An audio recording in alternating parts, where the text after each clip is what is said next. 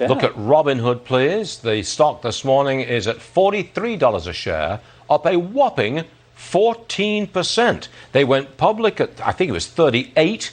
Now they're 43, just a few days later. Gregg Smith is with us. I've got an interesting point to raise here, Greg. I know that you were offered shares of Robinhood. I think it was on the actual morning of the IPO. The person who'd get the allocation of those shares, they didn't want them. I think the same was true of Goldman Sachs. They had the allocation, but they couldn't sell the stock before the IPO. What does that tell you about the stock in light of its 14% gain today? Hey, good morning, Stuart. Well, just for you, I'm sporting my vintage Robinhood lunchbox here over my right shoulder. And I'm sitting here wondering today, probably with everybody else, can the original meme stock creator become a meme stock itself and go and follow in the way of AMC and GameStop?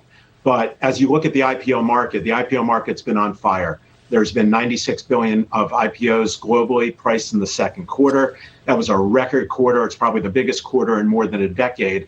And actually, performance of IPOs has been pretty remarkable. A lot of IPOs have been trading up on an average of 20 to 24%, although that's been slipping a little bit lately.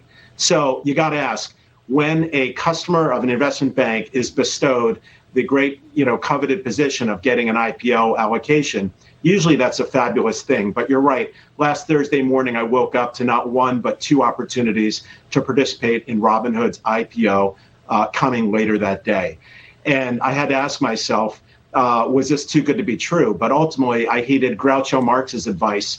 And I said, I don't really want to become a member of a club that's going to have me. So I had to decline to participate. But wait a second. So, would you consider investing in Robinhood as a meme stock? Or would you invest in it because its fundamentals are pretty good? It's got 20 million accounts. Look, there's no doubt they've had phenomenal growth. But if you break down fundamentally, I think the company is more akin to a casino than a financial services company, right? Mm-hmm. They're more enabling addiction and day traders amongst youth, and as opposed to promulgating. Enabling addiction? Did you say enabling addiction? I did. Look, I think that, anytime someone's addicted to either a chemical or a bad behavior. And I think that, Robinhood has had some of those characteristics of enabling day trading. If you look at their statistics and you look at the numbers and you look at the value of the accounts on there, I think it's closer to gambling than it is to investing. Well, would you actually reject Robinhood as an investment on moral grounds?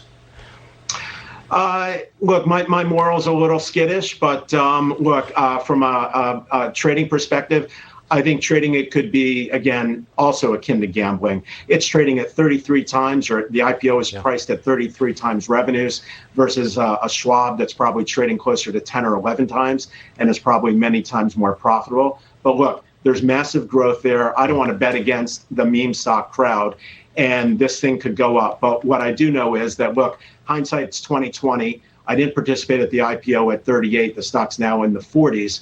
It did trade down into the low 30s. So, maybe this is a buy the dip where it's going to work. Okay. But, this is not one for me that I Not one for you. Okay, we got there. All right, Gregg Smith, thanks very much indeed. Short on time, but we'll get you back real soon. Thanks very much, Greg. Thank you.